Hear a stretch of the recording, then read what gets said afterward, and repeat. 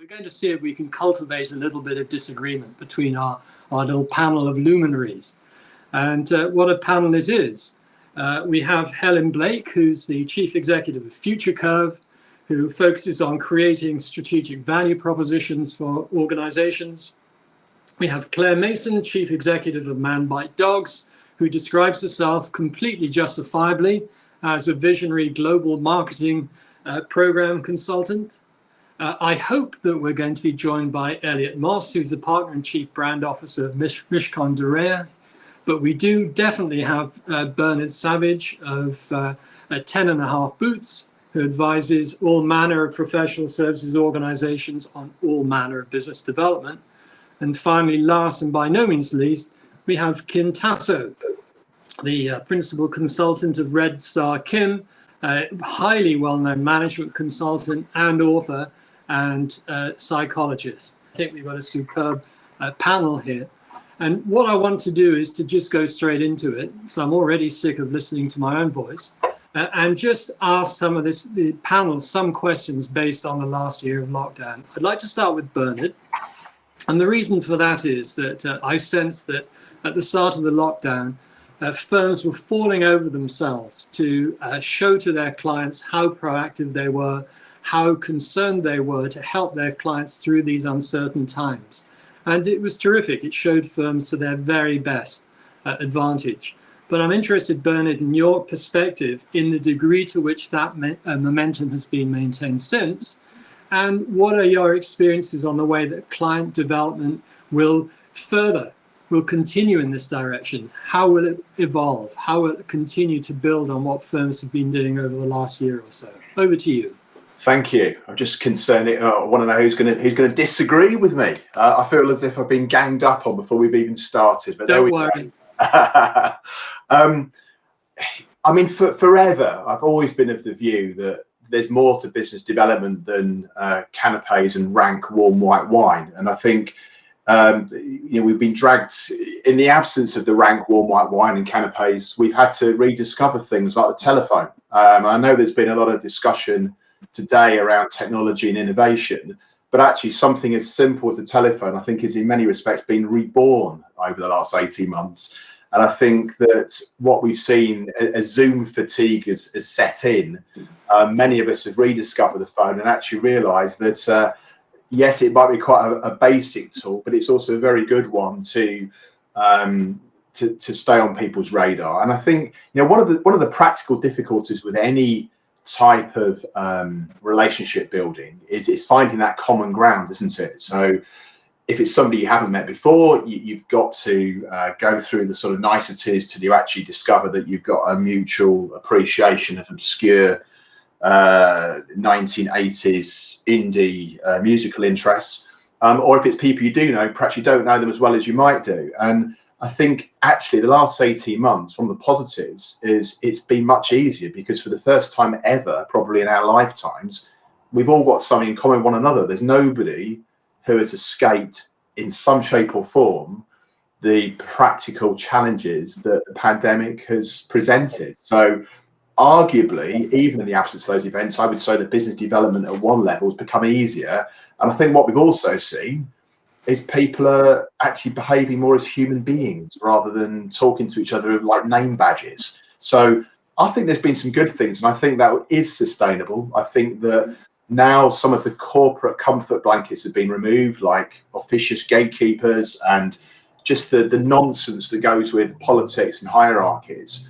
We're going to see better relationships in many respects, and I'm hoping that irrespective of what happens next in terms of vaccine rollout and the pandemic, actually people are more human, more authentic, and I think that will continue. I've never heard such a load of tosh in all my life. I knew I could rely on you.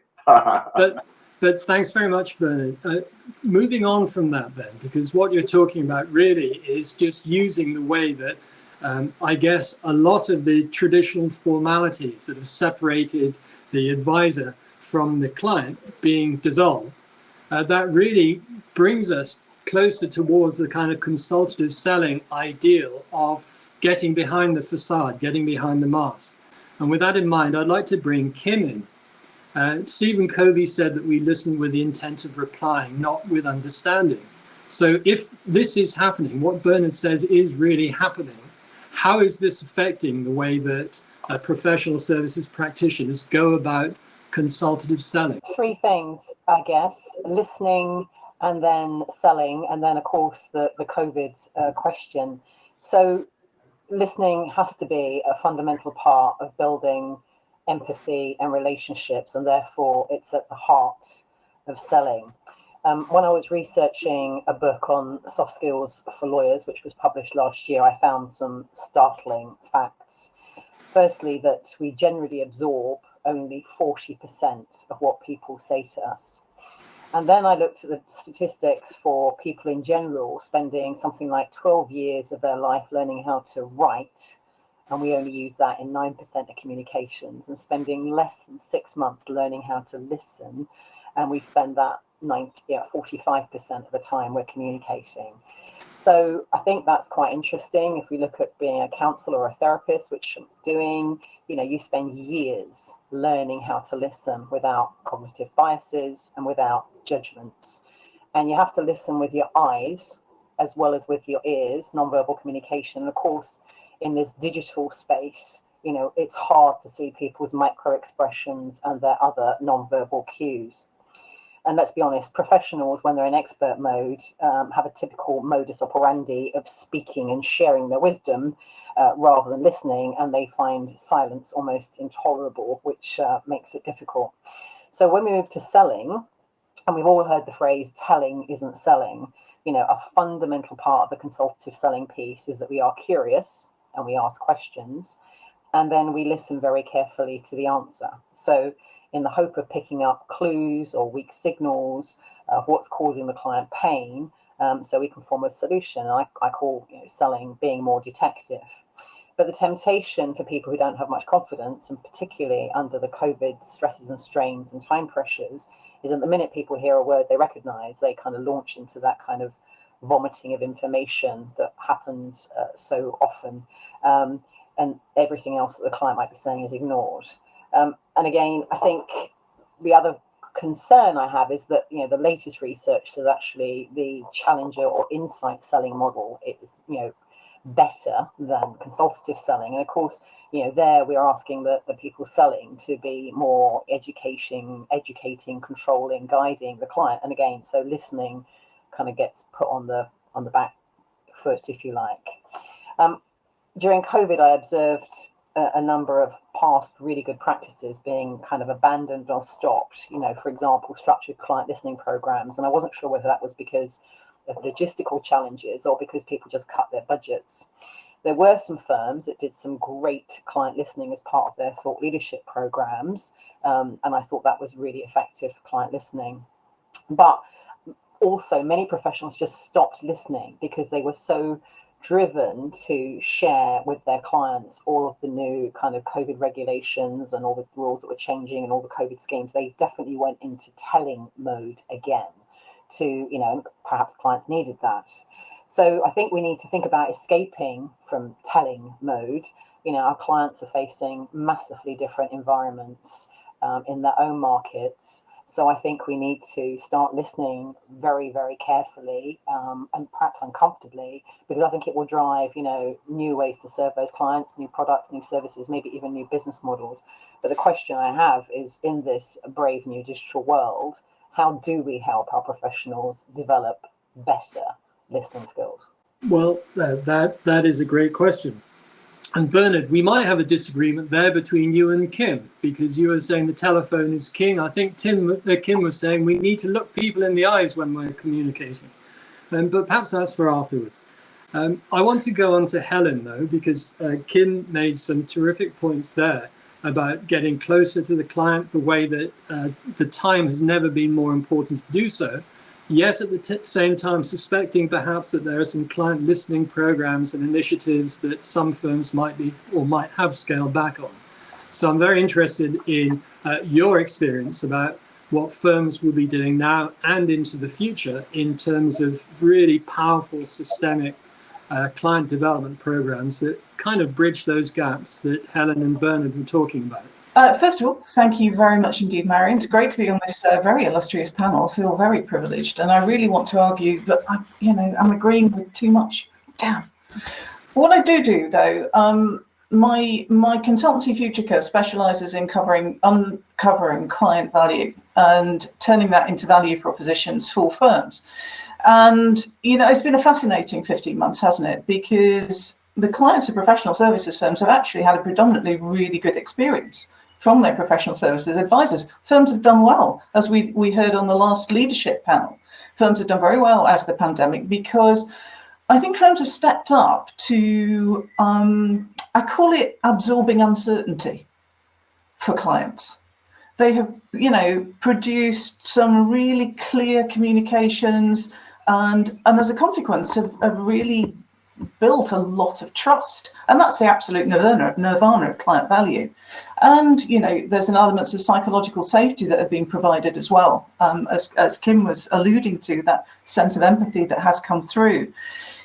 And that's wonderful, right? Well, yes, but the truth is we're complex, we humans. And what we're seeing now with clients, now that things are starting to move forward, a lot of them are sort of looking to take back some of the control they felt they might have ceded during the pandemic, because they want the relationship that they've had over the last year, and they want really sharpened up efficiencies and value for money that digitalization and technology is enabling. And as we were hearing from the technology panel, this is really starting to come forward with the AI being baked into existing products and services. And the thing is, clients are the ultimate determinants of value, of what's going to be valued. And so if a client knows exactly what they want, then efficiency, effectiveness, that frictionless experience is so important. And if they don't get that when they know what they want, then they're going to shop around. I've never seen such change across so many sectors as there is at the moment, from customers, or in this case clients, looking around. Does this now fit what I want? However, if the client doesn't know what they want, they're looking for your advice, they're looking for your help, and they have a problem that they don't know how to solve, then expertise, the close relationships, that psychological safety, that trust is everything. And the thing is, a lot of clients have both those requirements. And I think what the research is saying is that you need to be able, as a firm, to deliver positive value experiences both down in-person and digital channels. Engagement is key here. Good communication alone. When I hear the word communication, it always has this sense of broadcast to me. Engagement, I think, is what we're talking about here, that authentic two-way communication that both Bernard and Kim were talking about is so incredibly important. And this idea of authenticity and mutuality. So my strong recommendation for everybody is to really take a look at the communication channels that you're using, and preferably in person, really understand what your clients are wanting right now. And don't forget to ask what they're doing. That's great. Food for thought there. And I think a perfect segue into Claire in terms of communication, and how perhaps implicit in communication is a broader band, more generic approach towards client relationships than the kind of more narrow cast client-focused engagement that you're talking about. So Claire, I wonder if you can pick up on that and just kind of project those points into the future. What can be done through the process of engagement to foster the genuine competitive differentiation that we're talking about? Differentiation's a really interesting topic, and it was something I used to care about very deeply. But just to be controversial, as you've asked us to be, I wonder to what extent we are actually fighting the wrong war with differentiation. There's obviously a lot you can do, from brand to culture to marketing, but you're fighting against the issue that the bigger you get, at least at a firm-wide level, the blander you become. The more you try to engage people across every sector, every practice area, every region of the globe, especially when you're growing through acquisition as well, you're kind of fighting a losing battle against this blandness. And also when you consider how clients actually experience you, they don't have perfect information about your competitor set. They haven't done the same sort of huge amounts of analysis that you've done on your brand and your differentiation. And it actually comes back to some of the other things that we were talking about here, which was actually how they experience your brand. So if we look at the direction of marketing in other sectors, it's not about that broadcast push. It's actually about client centricity, being user-centered, design thinking, actually being there where they're looking for you. So I think we touched on earlier, you know, this pandemic has been extremely challenging for all your clients. And so it's about being more empathetic with our marketing, meeting clients where they are and helping them solve their challenges. So rather than focusing on this enormous war of differentiation, should we be focusing on individual battles that enable us to focus on specific areas, themes, problems that you're best placed to solve that clients are facing now? So the reality for your clients is that this narrowcast as opposed to total broadcast really matters. It's a really difficult time to be a CEO. So our recent Zeronomics study showed that they said that net zero transition, you know, the whole decarbonised agenda is the most challenging, most expensive thing that these companies are ever going to have to deal with. And there's a real lack of navigators to help with it. Another piece we've just done is looking at most firms' value is disproportionately created by the born digital generation. 90% of them don't want to be back in the office full time, and about half of them don't want to be back in learning and development, growth, culture, and all those things that really matter to creating value.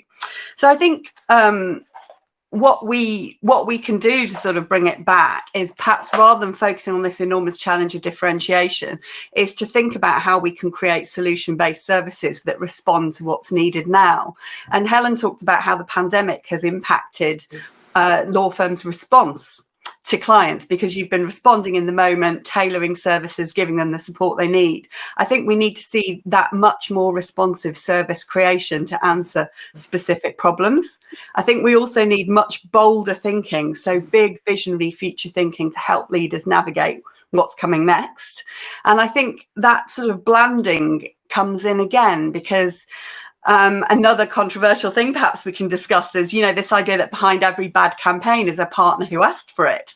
So how do we listen to our marketers more and support them to develop this really bold thinking that meets clients where they are, addresses the issues and challenges they have, and then links to a gateway service that's actually a bespoke solution to that problem, perhaps a new business model. You're throwing out so many ideas here, and I'm very, very keen to bring Elliot in, not least because he is the only one on the client side of the 5 people here today.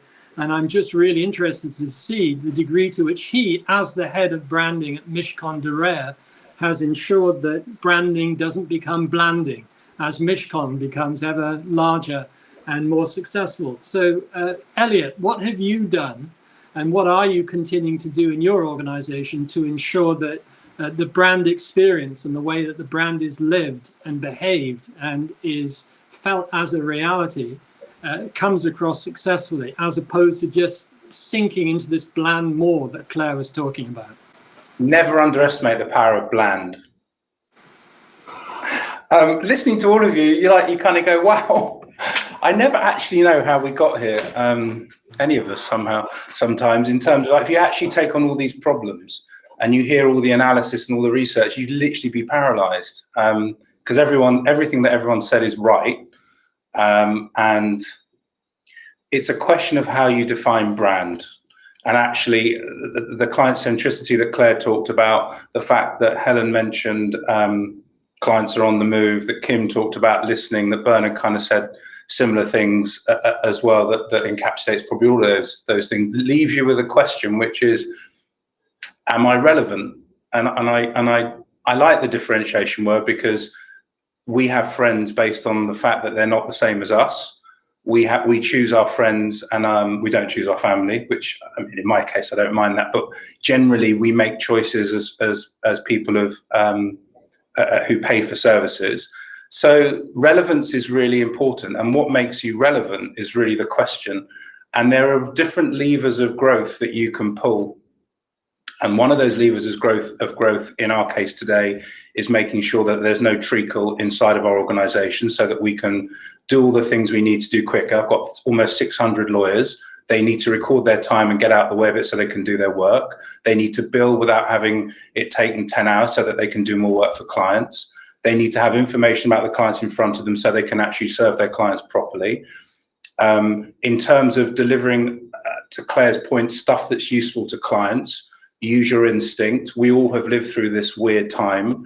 Never waste a crisis and all that. And I would argue, actually, the more things change, the more things stay the same. I have not viewed the way that we go to market any differently, apart from as an owner of a business, realizing I've got no money coming out of the business. So as an entrepreneur, even though you may not think of a law firm partner like that, as an entrepreneur, the stakes are high when you think you're not going to feed your children. I mean, it's a slightly exaggerated position, but when you haven't got the things in front of you that you had before. So I guess all those things just add up to do the things that are right by your client. To me, it is anathema that when Helen talks about law firms that stopped spending money on finding out what their clients wanted, it's anathema to me that I tell them what I've got, which Kim was talking about. I mean, that's just incredible, but yeah, I know people do it. It's anathema to me that I don't put the client at the center. Everything we do, from the way that we deliver our service to the way that we connect with potential clients, and to the way that we project our own image to the world, i.e. all the awareness stuff, awareness, connections, and service. Those are my brand promise. And that brand promise can change in a heartbeat. I remember the weekend when COVID hit, or when rather we decided it was going to hit and we were going to close our office. That changed the way that we then communicated. It would have changed on the Monday again when we got through the first set of regulations. So these are not static notions. You know, every day I think we've started again. And if every day you think you're starting again with your clients, you're probably going to keep your clients. If you sit back in a static kind of professional servicey, slightly laid back, complacent, the money's coming in, you're finished. So to cut across you, Elliot, and thanks for that, that was great. You could have been a little bit more contentious, but there was just enough there. So thanks for that. It sounds to me as if at Mishcons, things haven't changed as a result of the pandemic. But everything we've accelerated our ability to get rid of the stuff inside which is stopping us doing business. We've accelerated our digital connectivity in the way we deliver processes, and 93 events in 12 months were delivered digitally versus being, but it's digital. Thanks for setting that right. That's terrific. I just want to get one line from each of the other four panelists in terms of the degree to which, or the speed at which, the issues that they spoke about are changing and improving as a result of the pandemic. Bernard, starting with you. I think that some things haven't changed at all, but I think the way we deliver those messages has changed. I think we're going to see more in the way of video, infographics, and audio. I think it'll be a much bigger part of the communication mix. Great, thank you, Kim. I do think we're going to have to do quite a big piece around listening in a very structured way to our clients, and I think it's some of the things that our clients tell us are going to be a little bit scary because of the nature of the changes we have to make going forward. So I think we're going to have to think about new ways of listening and then dealing with what we hear. Great, thank you. Claire? We've seen massive growth in ideas-led selling. Lovely. And finally, Helen? Clients are buying more like consumers every day. So I would be really looking at how clients are finding information. All right, thank you very much. So we've obviously, like each one of the sessions this afternoon, only really scratched the surface. There's a plethora of ideas that have come out here. It's so terrific to listen, even if in this accelerated process, ideas bouncing off each other as they kind of spill out.